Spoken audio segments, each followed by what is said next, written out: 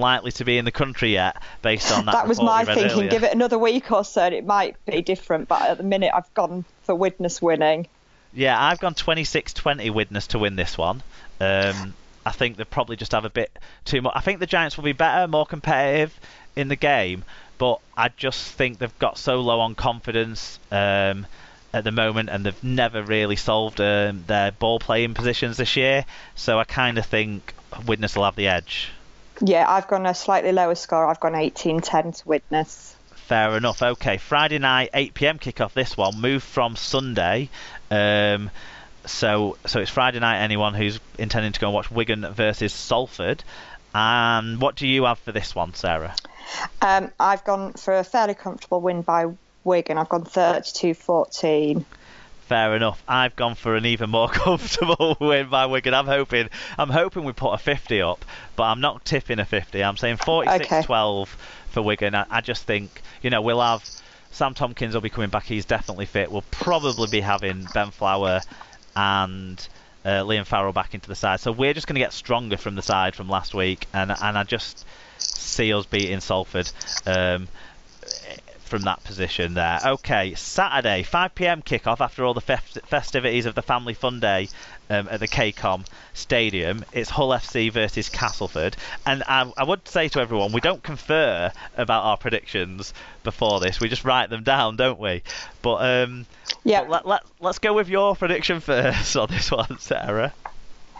My prediction is Hull 25, Castleford 24. My prediction is Hull 21, Castleford 20. So we're both going for a 1-point Hull FC win. And do you know why I'm going for a 1-point Hull FC win? Because I think that Mark Sneyd's more likely to play than Luke Gale, and that's why.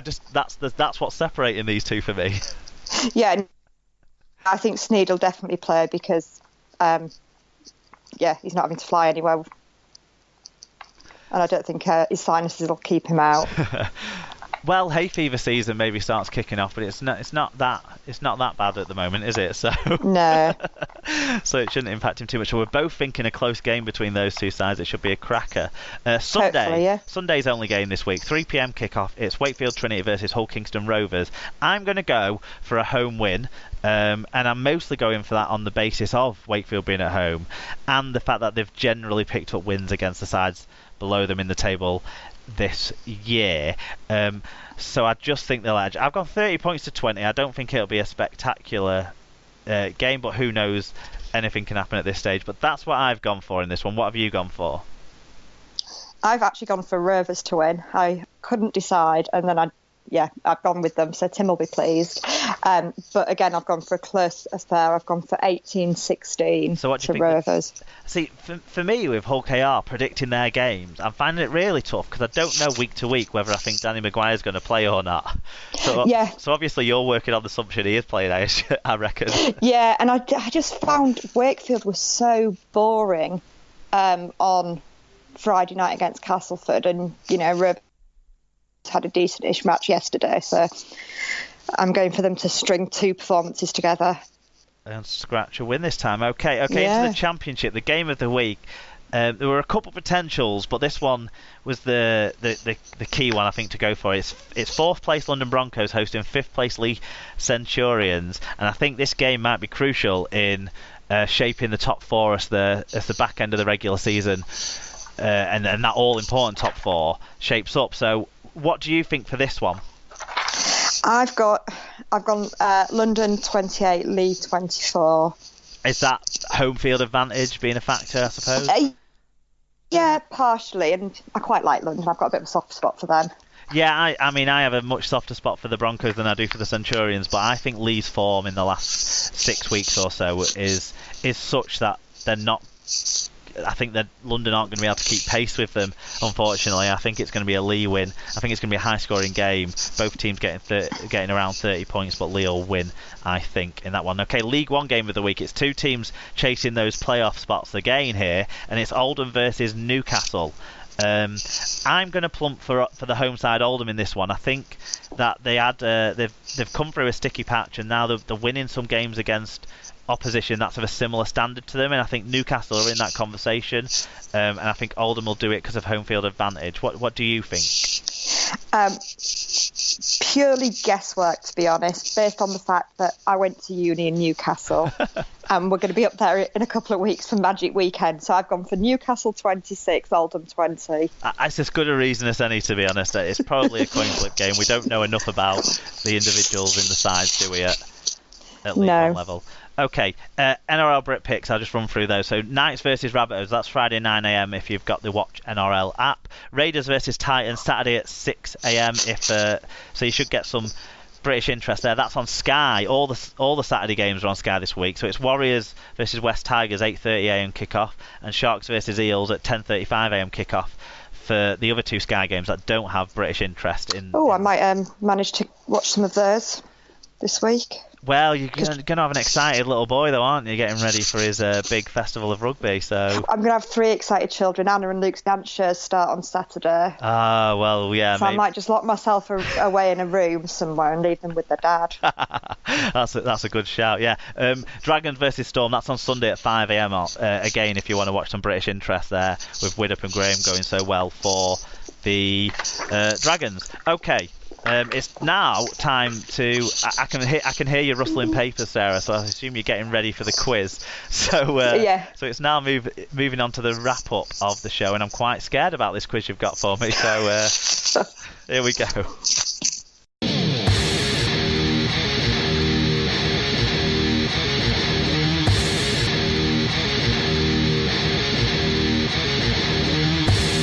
Right, Sarah, it's time for one of the most fun bits of the show, the wrap-up of the show, and as always, we start it with a quiz. I've not written any quiz questions for you this week. I'm ready to be tested, Sarah, so what have you got for me? I'm very excited about this. It's Who Am I quiz. These players have all played for both Hull and Wigan in Super League. Okay. And I've got 3 clues for each player, so I'll give you one and see if you can get it. Okay, that's great. And then we'll move through. How many have we got? 15. 15? Yeah. Right, let's go for it. So I need 8 for half marks. Yep. So, number 1. This fullback has played at 4 different clubs, beginning with Wigan. Sean Briscoe. Yes. So the other clues were he famously didn't play for Hull in the 2005 Challenge Cup final due to appendicitis, and his matches span from 2002 to 2013.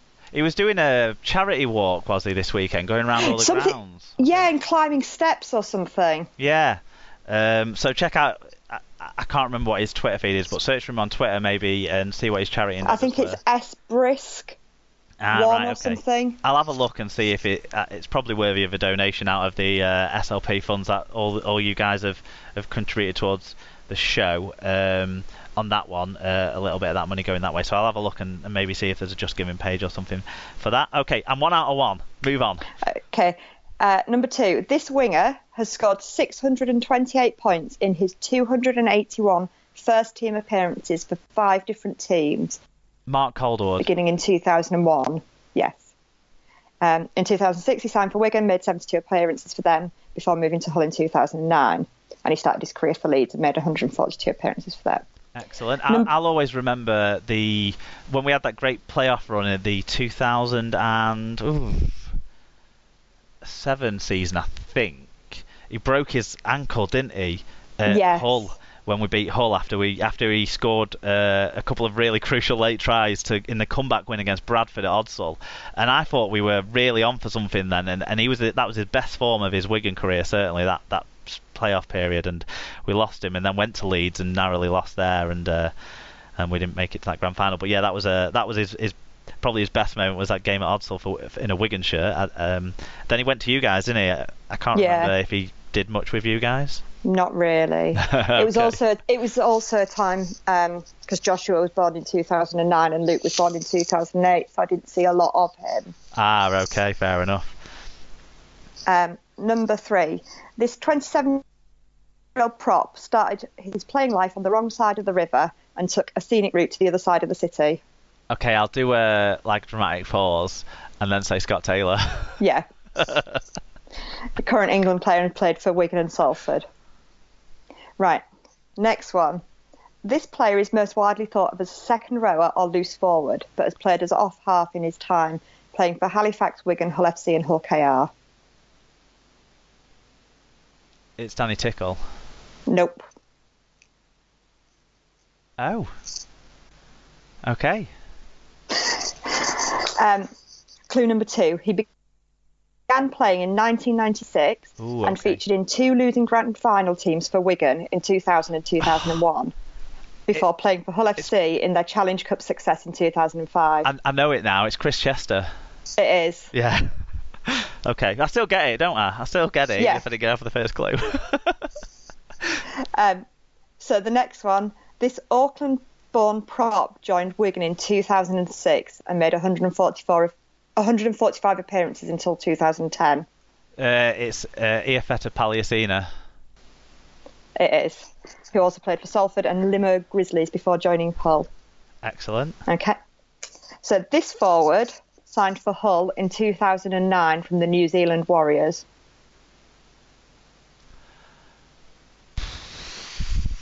I think I need another clue on that one before I can make a guess. Okay, in 2012 he moved to Wigan where he stayed until being released at the end of the 2014 season. Is it he's got the big hair, hasn't he? He went and played at Bradford, didn't he? Oh my god. That's the next clue. Oh, I've got all the clues then. I just need to think of his name. It begins with an L, does it?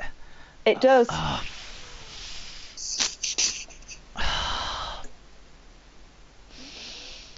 Oh my god, this is doing my nut in. Now you know what it feels like. I can't remember his name.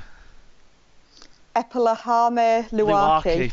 Right, didn't get that one. Okay, so I've got 5 and not got 1 so far, have I? Okay, yeah. So this England and Great Britain scrum half began his career at Wigan in 1994 and ended his career in 2011, but played for 2 other clubs in the interim.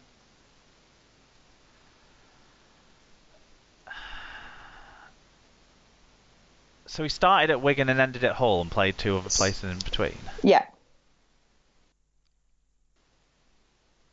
You're going to have to give me another clue. He scored over 2,000 points in his career at St Helens. Oh, Sean Long. Yes.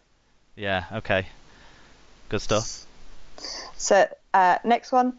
This second rower or loose forward started his playing career at Halifax. Okay, we've had this one, haven't we? Yep. Do you want to finish the clue and then I'll let the listeners guess? He started his playing career at Halifax in 2000 before moving to Wigan in 2002, where he played 139 games. Danny Tickle. Yeah.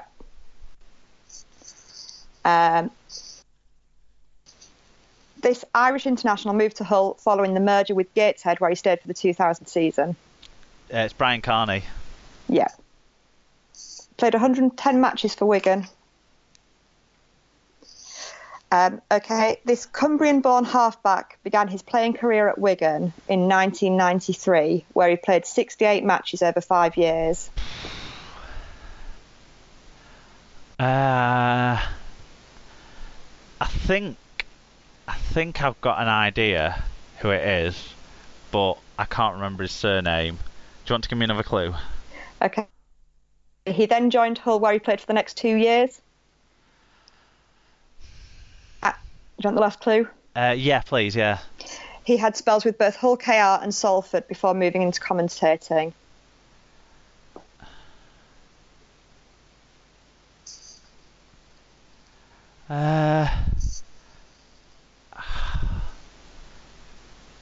No, I'm struggling then. No, I'm not getting this one. Craig Murdoch. Ah, fair enough. Yeah, he does the proper sport, doesn't he? Yeah, he does a lot of local stuff here as well. Ah, okay. Okay, this Australian prop joined Hull in 2002 from South Sydney.